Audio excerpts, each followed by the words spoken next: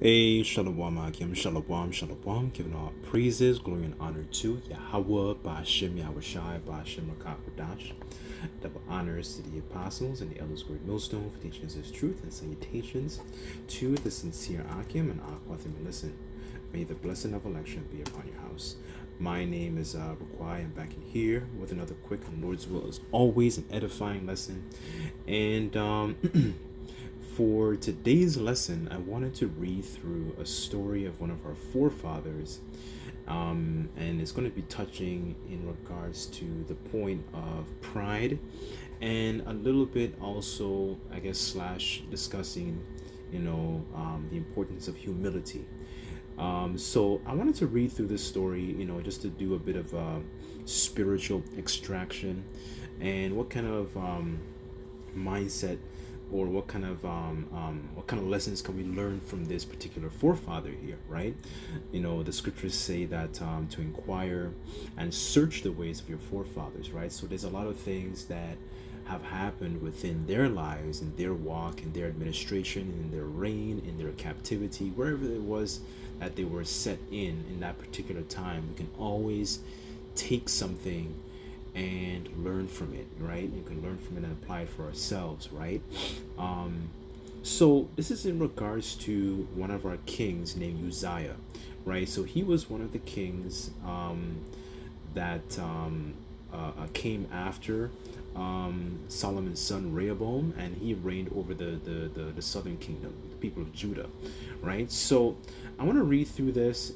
It's going to be touching on some themes here and there, just flow around here a bit, and I sincerely pray and hope that this lesson is edifying, right? So I'm just going to read through the chapter a little bit and kind of interject here and there, right? So this is Second Chronicles chapter 26, verse 1, and it says here, "Then all the people of Judah took Uzziah, who was 16 years old, and made him king in the room of his father Amaziah. And he built Eloth and restored it to Judah. After that, the king slept with his fathers. 16 years old was Uzziah when he began to reign, and he reigned 52 years in Jerusalem. And his mother's name also was Jecoliah of Jerusalem. And he did that which was right in the sight of the Lord Yahweh, Ba'ashem Yahweh Shai, according to all that his father Amaziah did. And he sought the Most High Yahweh, Ba'ashem Yahweh Shai, in the days of Zechariah, who had understanding in the visions of the Most High. As long as he sought the Lord, the Most High made him to prosper," right? So he's an example here of one of the righteous kings, right? Because oftentimes when you hear about certain forefathers, I just use Ahab as an example, because Ahab, he criticized, Elijah, for essentially being like a troublemaker, right? But Elijah was just warning him and just telling him, like, "Yo, man, you're messing up here. You're slipping up. You've departed from the ways of the Heavenly Father, right? Through these law, statutes, and commandments." And Jake doesn't understand, and they see that as essentially as a grievous thing, rather than something that this is the way you show love towards the Most High, that you keep his commandments, right? And his commandments are not grievous, right? As a matter of fact, let me read that real quick, because a lot of our people don't really truly understand what love really is. They think of it as this fuzzy feeling that comes in your stomach. No, I think you're just hungry, but this is what really true love is according to the scriptures. And here it says, 1 John 5:2, and it says, by this, we know that we love the children of the Most High, when we love the Most High and keep his commandments. For this is the love of the Most High, that we keep his commandments, and his commandments are not grievous, right? So there's one thing a lot of our people like to do is they like to do a lot of lip service. So they show, they say that they profess to love the love the Most High, but essentially in works they deny him, right? So continuing on here, This is verse 6. And it says, he went forth and warred against the Philistines, break down the wall of Gath, and the wall of Jabneh, and the wall of Ashdod, and build cities about Ashdod and among the Philistines. And the Most High helped him against the Philistines and against the Arabians that dwelt in Gurbaal and the Mehunims. And it says, and the Ammonites gave gifts unto Uzziah, and his name spread abroad even to the entering in of Egypt, for he strengthened himself exceedingly. And it says here, moreover, Uzziah built towers in Jerusalem at the corner gate, and at the valley gate, and at the turning of the wall, and fortified them. He built towers in the desert, and digged many wells, for he had much cattle, both in the low country and in the plains. Husbandmen also, and vine dressers in the mountains and in Carmel, for he loved husbandry.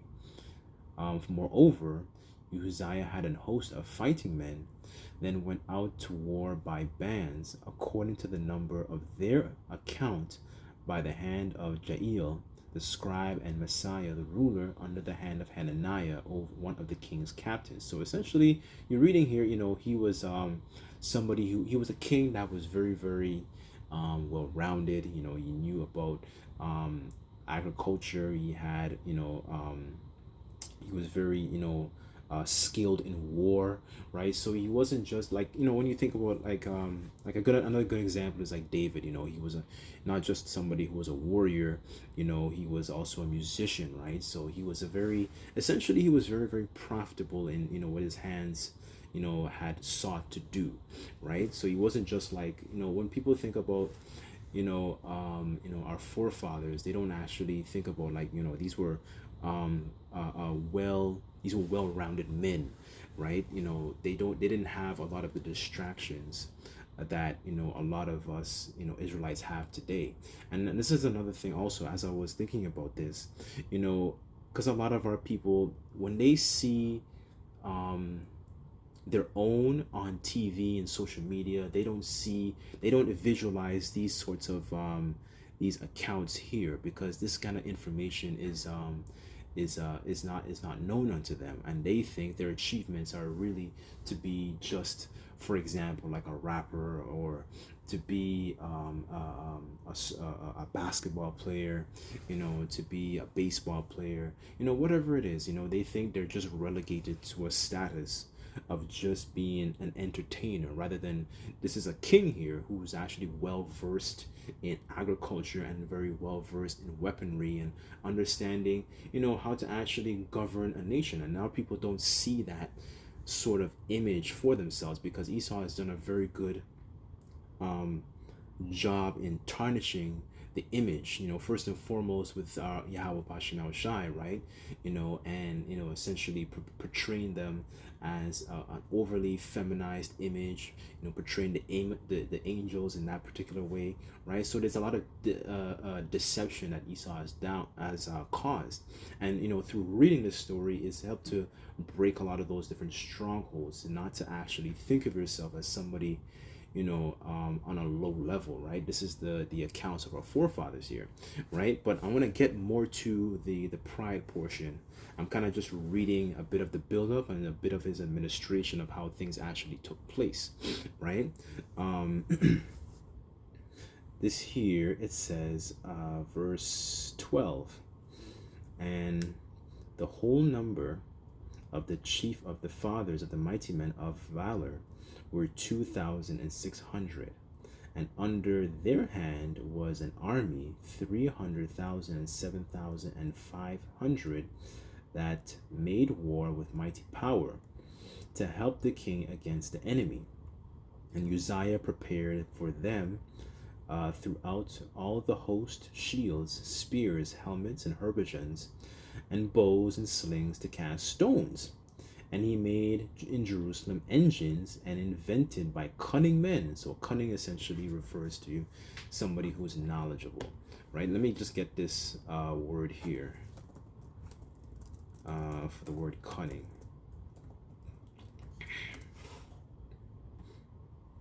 just for edification's sake. This is the word cunning. So it says learned, skillful, possessing knowledge, to know, skillfully deceitful. It says crafted by ingenuity. So our people they have an understanding of how to actually be, what's the word I'm looking for? They're very talented. They when they put their hands to something, they know how to find ways to actually make themselves make whatever it is profitable, right? And this is one of the reasons a lot of these other nations, they don't like us, because this is the kind of avenues we excel in, right? Here it says,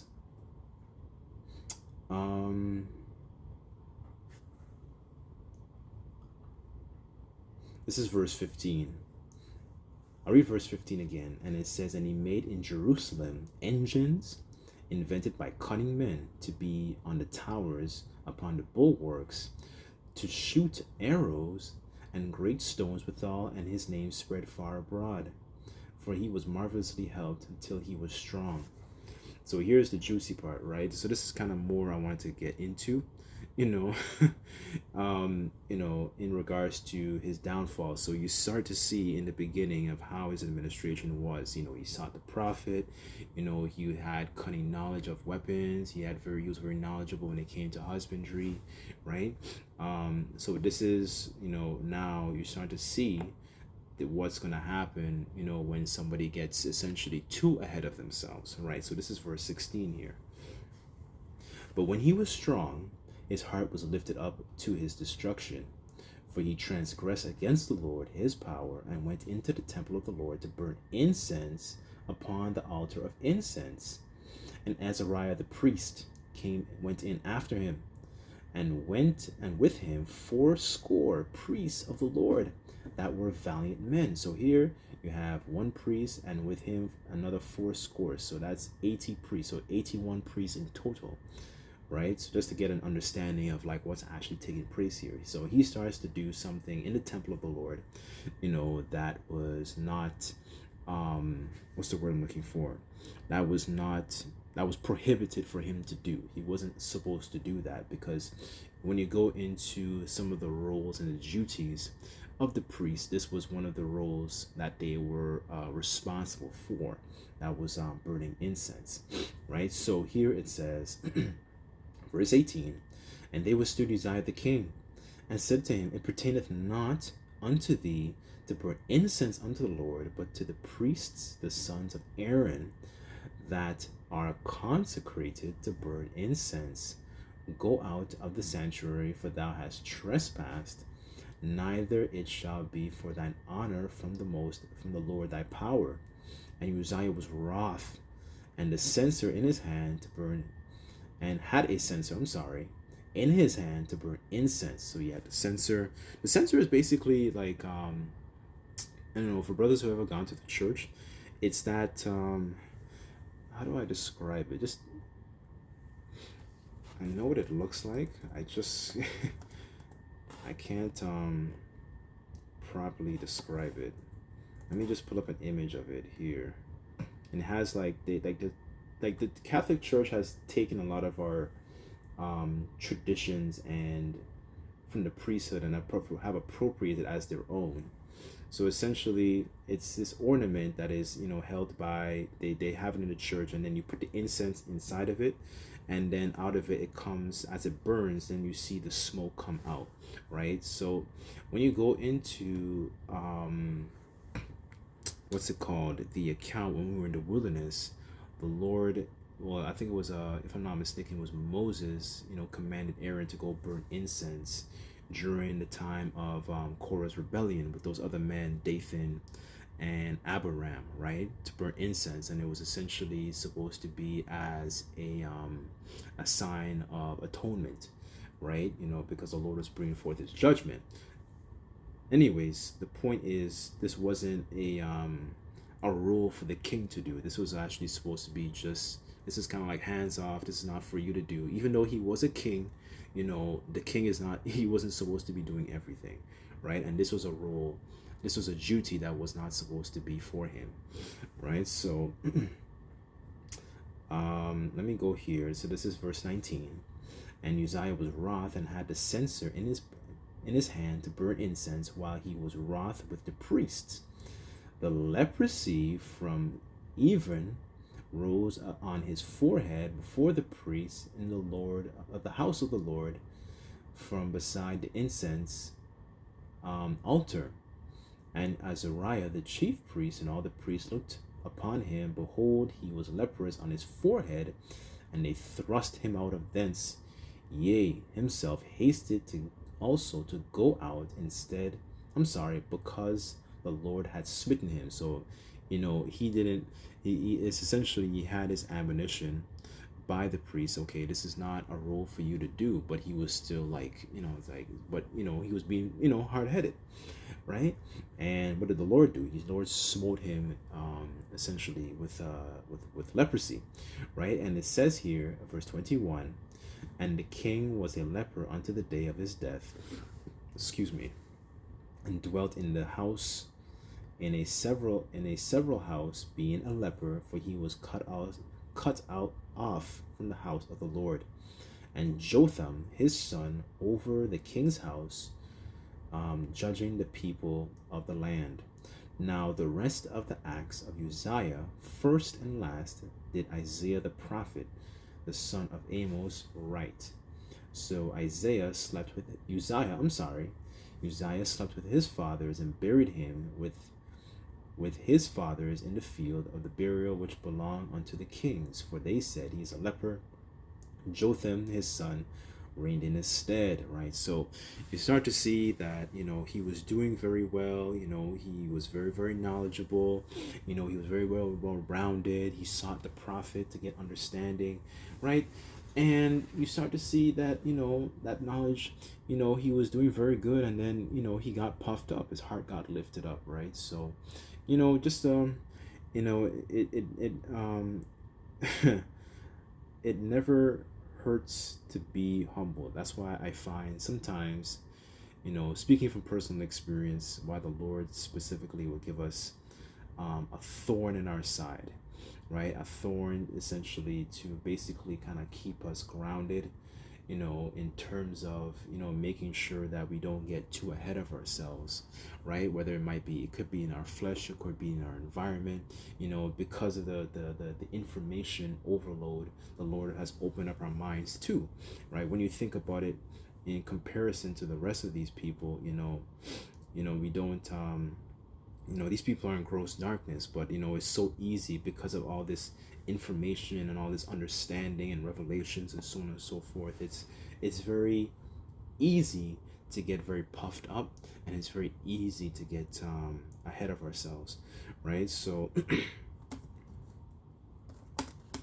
I just want to get a couple precepts in regards to this, like I just mentioned here. And it says 2 Corinthians 12 verse 7, and it says, unless I should be exalted above measure, though the abundance of the revelations, there was given to me a thorn in the flesh, a messenger of Satan, to buffet me, lest I should be to be exalted above measure, right? So, this is, it's essentially, it's a kind of like you think of it as a, when a ship docks, the ship has an anchor to kind of keep the anchor to the ground.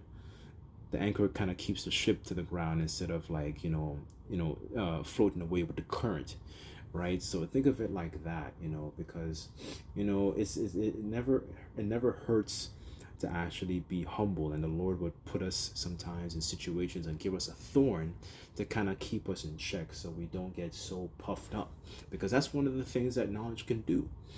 Speaking for myself, I used to read, I still do enjoy a lot of I guess you can say extracurricular reading, like books, when it comes to, whether it's, our history, certain customs and so on and so forth. But it's so easy to, if you're the type of person that enjoys that type of, so on, like that kind of thing, like books and so on and so forth. It's so easy to get, ahead of ourselves and ignore the importance of character, and know the and disregard the importance of servitude, right?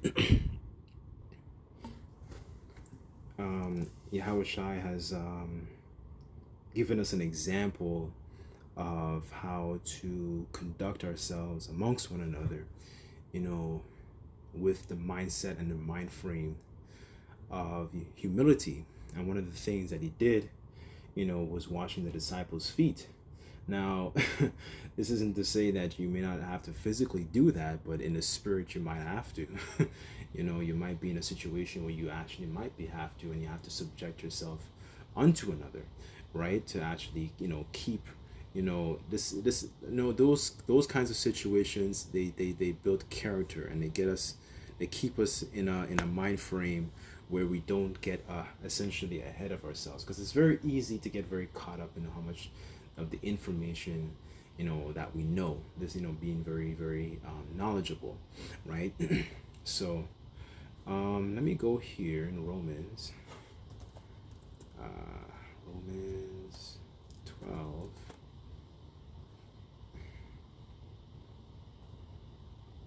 This is Romans chapter 12 verse 3, and it says, "For I say, through the grace given unto me, to every man that is among you, not to think of himself more highly than he ought to think, but to think soberly, according to as the Most High hath dealt to every man the measure of faith." So we don't think of ourselves very highly. And another thing, we don't think of ourselves as, if we boast in Yahweh Bashim Shai. We don't boast in ourselves, because we understand that we're still in a situation where we need a savior, and we're still in a situation where we don't know everything and we need guidance, right? We're in a valley of a shadow of death. We need guidance.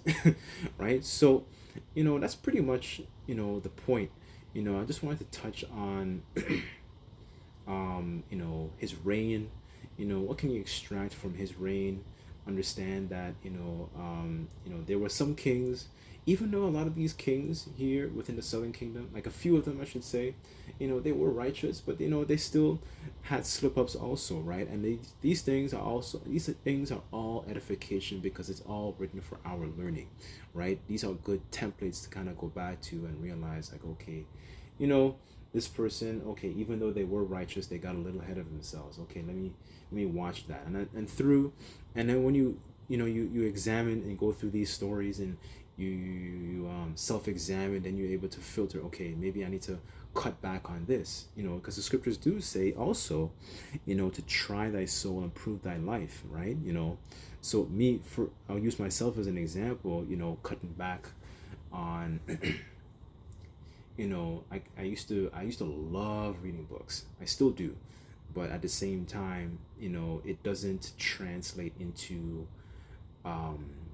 character, right? And character is something that when you put in difficult situations, that's where a lot of it is molded, right? So that's something I've observed, observing my father, right? Because he tends to be very well read, but his character is not the best.